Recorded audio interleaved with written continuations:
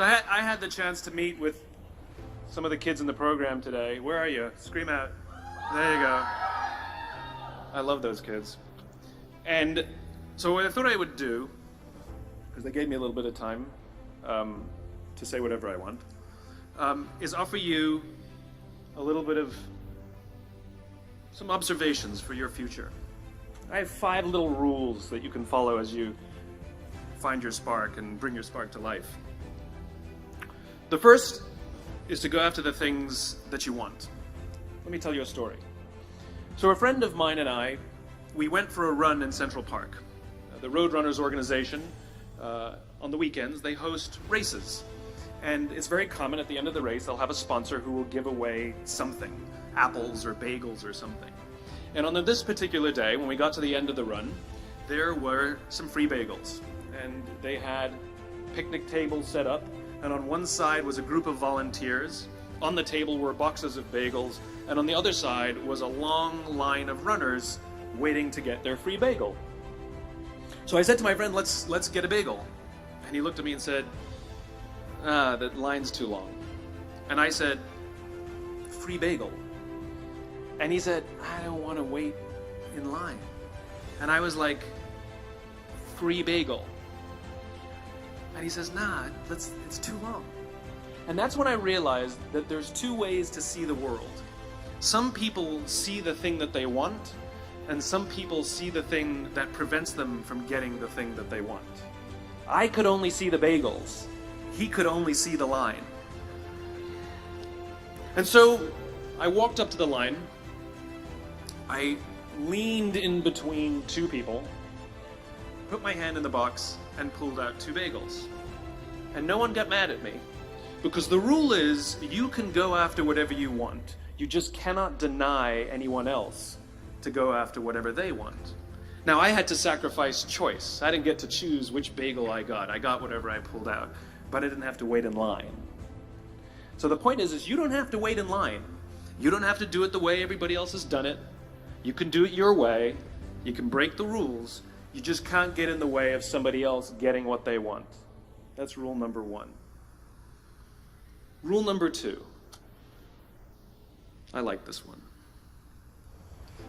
In the 18th century, there was something that spread across Europe and eventually made its way to America called puerperal fever, also known as the Black Death of childbed.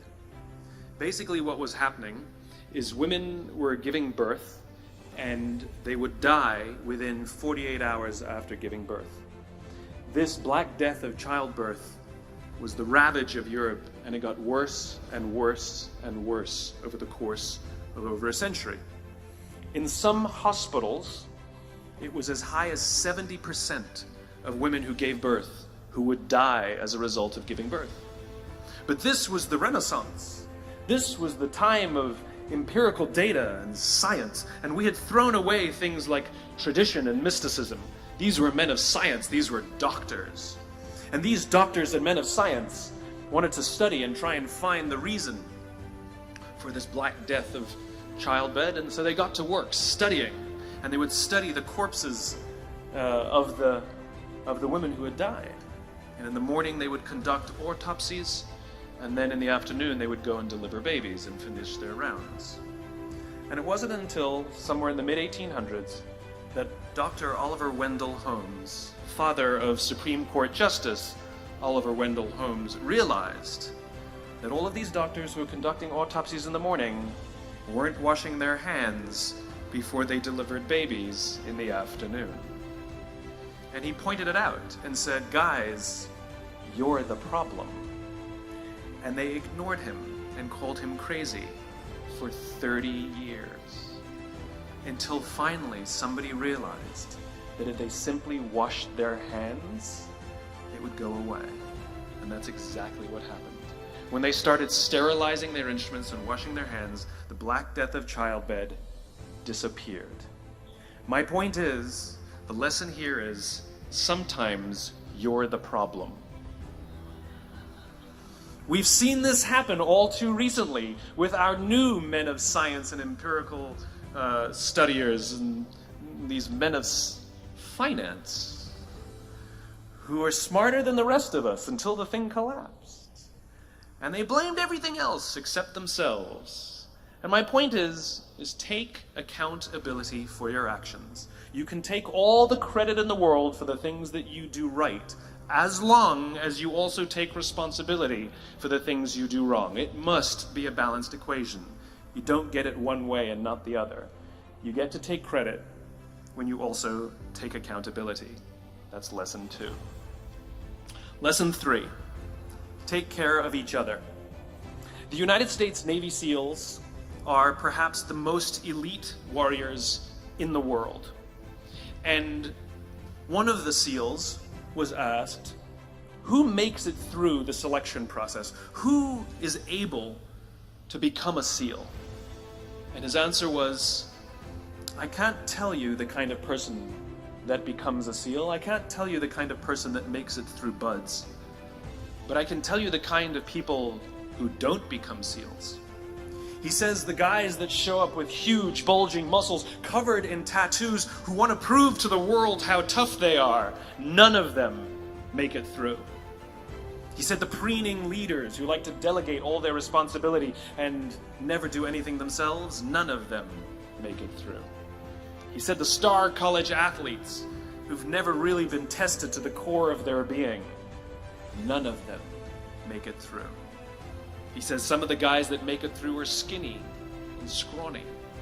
He said some of the guys that make it through, you will see them shivering out of fear. He says, however, all the guys that make it through, when they find themselves physically spent, emotionally spent, when they have nothing left to give physically or emotionally, somehow, some way, they are able to find the energy to dig down deep inside themselves, to find the energy to help the guy next to them. They become SEALs, he said. You want to be an elite warrior. It's not about how tough you are. It's not about how smart you are. It's not about how fast you are. If you want to be an elite warrior, you better get really, really good at helping the person to the left of you and helping the person to the right of you. Because that's how people advance in the world. The world is too dangerous and the world is too difficult for you to think that you can do these things alone. If you find your spark, I commend you. Now, who are you going to ask for help, and when are you going to accept help when it's offered? Learn that skill. Learn by practicing helping each other. It'll be the single most valuable thing you ever learn in your entire life. To accept help when it's offered and to ask for it when you know that you can't do it. The amazing thing is, when you learn to ask for help, you'll discover that there are people all around you who've always wanted to help you. They just didn't think you needed it because you kept pretending that you had everything under control. And the minute you say, I don't know what I'm doing, I'm stuck, I'm scared, I don't think I can do this, you will find that lots of people who love you will rush in and take care of you. But that'll only happen if you learn to take care of them first.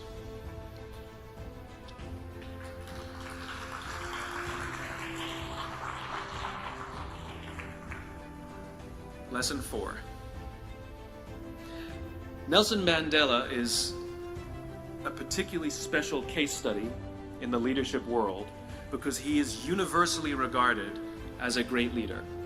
You can take other personalities, and depending on the nation you go to, we have different opinions about other personalities. But Nelson Mandela, across the world, is universally regarded as a great leader. He was actually the son of a tribal chief. And he was asked one day, how did you learn to be a great leader? And he responded that he would go with his father to tribal meetings. And he remembers 2 things when his father would meet with other elders. 1, they would always sit in a circle. And 2, his father was always the last to speak. You will be told your whole life that you need to learn to listen. I would say that you need to learn to be the last to speak. I see it in boardrooms every day of the week. Even people who consider themselves good leaders, who may actually be decent leaders, will walk into a room and say, here's the problem, here's what I think, but I'm interested in your opinion, let's go around the room. It's too late. The skill to hold your opinions to yourself until everyone has spoken does two things. One, it gives everybody else the feeling that they have been heard. It gives everyone else the ability to feel that they have contributed. And two, you get the benefit of hearing what everybody else has to think before you render your opinion. The skill is really to keep your opinions to yourself. If you agree with somebody, don't nod yes. If you disagree with somebody, don't nod no. Simply sit there, take it all in, and the only thing you're allowed to do is ask questions so that you can understand what they mean and why they have the opinion that they have. You must understand from where they are speaking, why they have the opinion they have, not just what they are saying. And at the end, you will get your turn. It sounds easy. It's not. Practice being the last to speak. That's what Nelson Mandela did. Number 5. Monty Python. 1, 2, 5, 3. For all the other nerds in the audience. There's one. Number 5. My favorite one of all. True story. There was a former Undersecretary of Defense who was invited to give a speech at a large conference, about 1,000 people. And he was standing on the stage with his cup of coffee in a styrofoam cup, giving his prepared remarks with his PowerPoint behind him. And he took a sip of his coffee and he smiled and he looked down at the coffee. And then he went off script. And he said, you know, last year I spoke at this exact same conference. Last year I was still the Undersecretary. And when I spoke here last year, they flew me here business class. And when I arrived at the airport, there was somebody waiting for me to take me to my hotel. And they took me to my hotel and they had already checked me in and they just took me up to my room. And the next morning I came downstairs and there was someone waiting in the lobby to greet me and they drove me to this here same venue. They took me through the back entrance and took me into the green room and handed me a cup of coffee in a beautiful ceramic cup. He says, I'm no longer the Undersecretary. I flew here coach. I took a taxi to my hotel and I checked myself in. When I came down the lobby this morning, I took another taxi to this venue. I came in the front door and found my way backstage, and when I asked someone, do you have any coffee? He pointed to the coffee machine in the corner, and I poured myself a cup of coffee into this here styrofoam cup. He says the lesson is, the ceramic cup was never meant for me. It was meant for the position I held. I deserved a styrofoam cup. Remember this. As you gain fame, as you gain fortune, as you gain position and seniority, people will treat you better. They will hold doors open for you. They will get you a cup of tea and coffee without you even asking. They will call you sir and ma'am, and they will give you stuff. None of that stuff is meant for you. That stuff is meant for the position you hold. It is meant for the level that you have achieved of leader or success or whatever you want to call it. But you will always deserve a styrofoam cup. Remember that. Remember that lesson of humility and gratitude. You can accept all the free stuff. You can accept all the perks. Absolutely, you can enjoy them. But just be grateful for them and know that they're not for you. I remember getting off the Acela. I took the Acela from New York to Washington, D.C. And I got off the train like everybody else. And I was walking down the platform like everyone else. And I walked past General Nordy Schwartz, who used to be the Chief of Staff of the United States Air Force, the head of the Air Force. And here I did, you see a guy in a suit, schlepping his own suitcase down the platform just like me. And just a couple months ago, he was flying on private jets and he had an entourage and other people carried his luggage. But he no longer held the position. And so now he got to drag his own suitcase. And never did it sort of remind me more that none of us deserve the perks that we get. We all deserve a styrofoam cup. It was a pleasure meeting you guys this afternoon. I was blown away by your honesty and your curiosity and your poise And I am confident that the future is bright, despite the fact that America looks like an absolute mess right now. I am confident that the future is bright for one reason and one reason only, because you will grow up and you will be our future. Thank you very, very much, guys. You're wonderful. Thank you.